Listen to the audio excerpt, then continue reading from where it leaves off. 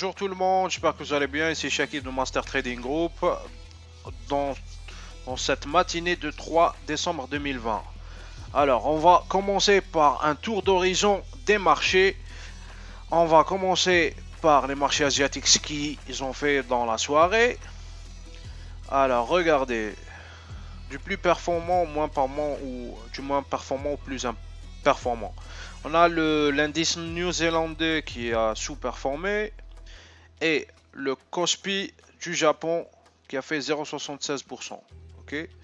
Maintenant, on va en Europe. En Europe, performance, regardez, du pire au plus bon.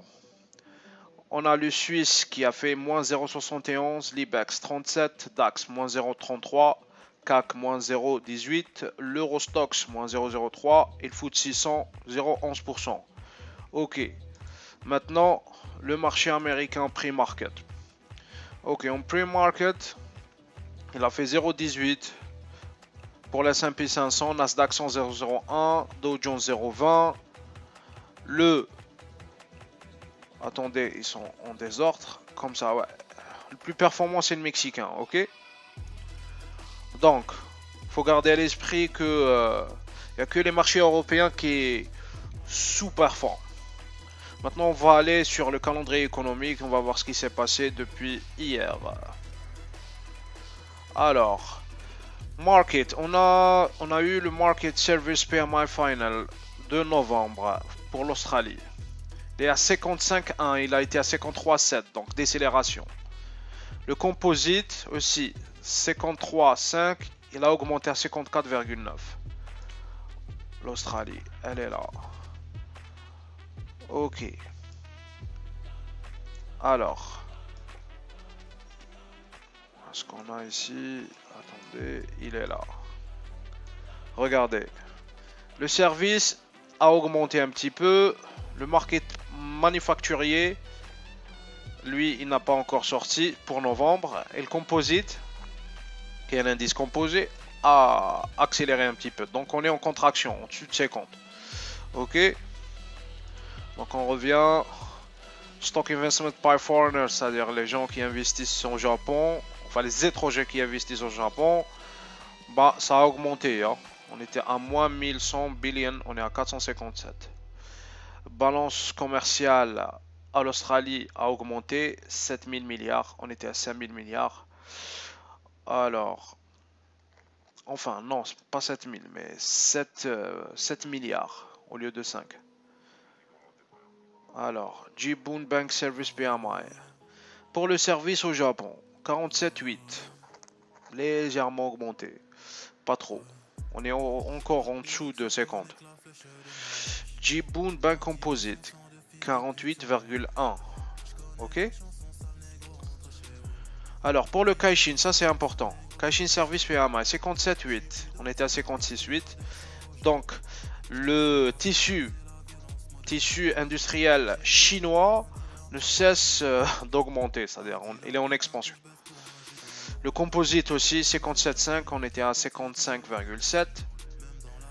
Alors, ça c'est intéressant. Le Market Service PMI Final pour l'Allemagne, on était à 49,5, on est descendu à 46. Il y a un problème en Allemagne. Je ne cesse de le voir ces jours-ci. Market Composite PMI Final novembre. On était à 55, on est redescendu à 51,7. Ok, pour l'Europe, Market Service PMI Final, on était à 46,9, on est 41,7. Ou le composite était à 50, on est redescendu à 45,3. C'est énorme. Ok, on va voir ça. Alors, regardez. Ça c'est le service, 41,7. Il est en contraction. Et ça, le PMI, elle est en décélération. Ça veut dire le côté service en Europe est pas fameux. Alors, pour la France, regardez le service, a chuté carrément. PMI reste au-dessus de 50. Et pour l'Allemagne, c'est aussi, on a décéléré un petit peu sur le PMI et le service a chuté. Donc on a un problème avec le service. Alors. Pour les indicateurs avancés en Europe, on est à PMI, on était à 3. On est devenu à 4, moins 2 et moins 4. Regardez, le côté service, on a descendu. Donc, il y a un problème dans le service. Et pour la consommation aussi. Donc, il y a un problème en Europe sur le secteur des services et à la consommation. Et même le business sentiment a reculé. Donc, il y a un problème en Europe. Ok. Alors, on revient. Market, PMI final. Ok, c'est bon. Angleterre, c'est pas encore. Alors, retail sales. Retail sales, on a augmenté en octobre à 1,5%. En month over month et year over year, par rapport à l'année dernière, on a augmenté 4,3%. On va voir ça. Europe, conception, retail sales. Ok.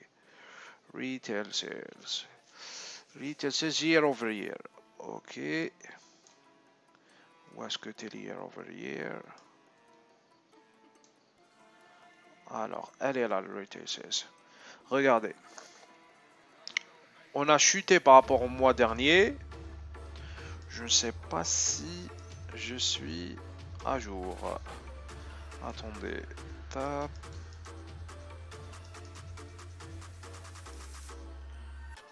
Attendez. Ah non, je suis pas à jour là. Ok, je dois ramener les datas. Alors, tap. Très bien. Ouais, je continue ces 3. Tac. Très bien. Alors. Retail sales, on a descendu un petit peu. C'est-à-dire on est revenu à des moyennes historiquement naturelles avant Covid. Donc le retail sales, c'est-à-dire la vente au détail, elle est en expansion. Ok? Et ça, je ne l'ai pas encore fait. Attendez.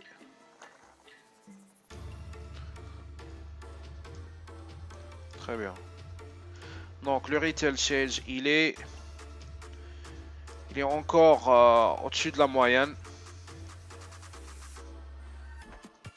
Vous voyez, c'est un indicateur coïncident. Donc ici, il est retail sales 9-10. 9-10, c'est-à-dire intervention des banques centrales. Il n'y a même pas de l'inflation. Il est très élevé, mais il n'y a pas d'inflation. C'est ça le problème. Donc, on revient à notre calendrier économique. Retail sales. Alors, pour l'après-midi, on a Jobs Claims 4 weeks, c'est-à-dire pour 4 semaines. Initial Jobs Claims, il reste encore très élevé. Prévision 775 000. Et les Continued Jobs Claims, on est à 6 millions. On va voir comment ça va venir. Market, 56. Composite, hein, PMI. Plus important, c'est la ASM non manufacturing qui va sortir à 5 heures. Ouais, non manufacturing, elle est à 56.6, on l'attend à 56. Ok, on va voir ce qui va se passer ici. C'est ça le plus important. Maintenant, on va faire un tour sur les marchés. Alors, du moins informant. Regardez le DAX. DAX, j'ai donné un signal hier pour le shorter jusqu'ici, hein, à 13 100 maximum. 13 100. Donc, je suis à 400 points sur le DAX. Ça, c'est le breakaway gap de février qui n'a pas été encore comblé. Bien sûr qu'il va le combler, c'est une question de temps. Mais, regardez les indicateurs enfin les indicateurs techniques comme le RSI. Il y a une faiblesse sur le volume. La force ne cesse de croître. Enfin, ne cesse de baisser. Le RSI démontre une certaine faiblesse ici. Hein. Attendez, je vais vous montrer ça. Regardez, vous voyez, le RSI déjà. Et là, le MACD, peut-être qu'on aura un signal ici baissier du MACD. C'est pas encore le cas. De toute façon, ceux qui ont raté la rentrée à 13 340, il n'y a pas il n'y a pas beaucoup, hein. Il n'y a pas beaucoup. Vous l'attendez à 13 150 pour l'acheter.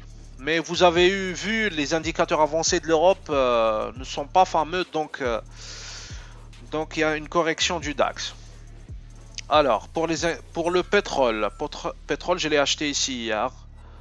Il a rebondi sur cette résistance que j'ai tracée depuis, regardez, ouais, pour le gap. Alors, c'est haussier. Le VIX, qu'est-ce qu'on a pour le VIX? Le VIX, il est en train de combler ce gap. Bon, il a trouvé une résistance ici à son milieu. On ne sait pas encore. Le DXY, il se noie. DXY chute libre direct. Mais attention, on est en oversold. Peut-être qu'il va corriger un petit peu cette chute. Donc, juste pour l'or. L'or, je l'ai acheté. Donc, mes étudiants sur le club MTG ont énormément mangé. Regardez ici, le ratio or-argent a buté 4 fois 1, 2, 3, 4 et là 5. Donc, tant qu'il n'a pas cassé ce support, la résistance 13 040, non pas 13 040, mais 1840 sur l'or reste valide. On va la voir là. Attendez, on va voir. On va voir l'or. Regardez, l'or divisé par le EXY aussi, il a trouvé support ici, je l'ai dit sur le canal. Ok, l'or, moi, le S&P 500 a cassé, il est en train de corriger. Alors, où est-ce qu'il est? Où est-ce que t'es, l'or? L'or, où est-ce qu'il est? Non, il est positif, l'or. Il est positif, l'or. Il est là, regardez. Ah, il a cassé les 41. Ah, je l'ai pas vu. Ah ouais. De toute façon, c'est ça la résistance, hein. C'est par rapport à 1840. Il faut qu'il la casse. S'il la casse, reteste, c'est un autre très bon point d'achat. Ok. Moi, j'ai acheté dans le creux, dans le slope du RSI. Alors, le RSI, il ne donne pas la direction. Il donne le point d'entrée, hein. Donc, ils me font rire certains quand ils basent que sur du RSI. Alors, pour les indices américains, ils sont acheteurs moyen terme. Court terme pour aujourd'hui, je ne sais pas, je vais les voir. Attendez, Dow Jones. De toute façon, j'ai des divergences. Hein, regardez cette divergence. J'attends une petite correction ici pour relancer. Alors, sur le risque monétaire, la Banque centrale ne touche pas les taux. Sur le risque fiscal, on a dit que Biden, il a dit qu'il continue à maintenir la fiscalité vis-à-vis de la Chine. Ah oui, un autre point très important, ouais, j'ai failli l'oublier. Il faut être attentif à ce niveau sur le yield du 10 ans.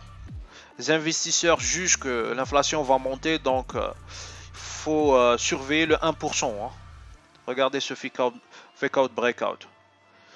Donc s'il descend jusqu'à cette trendline, le dollar va corriger.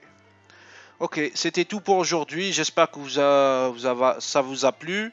N'hésitez pas à partager, de rentrer, de vous abonner et pour plus de stratégie, plus d'analyse. Allez, ciao. Bonne journée et bonne journée de trading.